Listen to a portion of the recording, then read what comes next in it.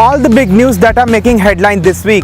What are its impact on you, the economy and the personal finances? So in the second episode of the News Roundup, we are tracking all the big news that are making headlines and what are its impact during the last 1 week.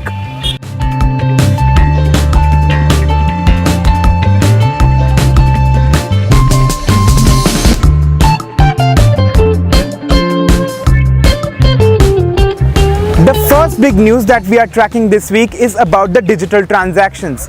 Minister of Electronics and IT Ravi Shankar Prasad, in a written reply to the Parliament, told that the volume of digital transactions has registered a growth of 51% during last 1 year. He also said that there is no friction that the government is witnessing in any digital transactions or with any digital portals. In answering another question, the Minister of IT and Electronics Ravi Shankar Prasad said that the usage of BHIM app as a digital transaction portal has increased substantially.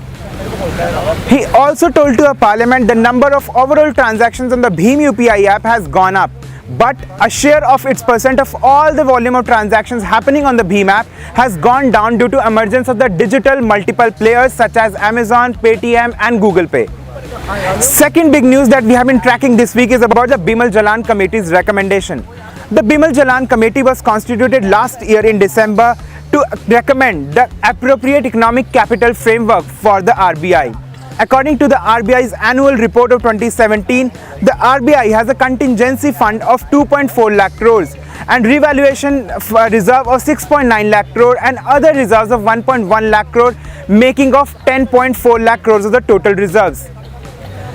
A senior official told that the Bimal Jalan Committee is going to recommend to pass the excess capital to the government from the RBI. The bulk of the revaluation reserves contains the gold and the currency that has bought by the RBI in past few years. As the Bimal Jalan Committee has recommended to pass the excess capital reserve to the government, that does not mean the government has become richer. To the extent of the money that has been transferred, the RBI will have to do less open market operations and will buy less gold and the less dollars in the future. Moving on to the next news, that is about the GDP growth rate. Asian Development Bank has cut the forecast of the GDP growth rate from 7.2% to 7%. This is in line with the Reserve Bank of India and the Chief Economic Advisor KV Subramanian. The Asian Development Bank has projected the growth rate of 7.2% for the financial year 2020 to 2021 due to the reforms that has been carried out by the government in the banking sector, strengthening the agrarian sector and reforming the business activities. The growth rate of India has declined to 5.8% during the fourth quarter of 2018 and 19. That is the lowest quarterly GDP in past 5 years.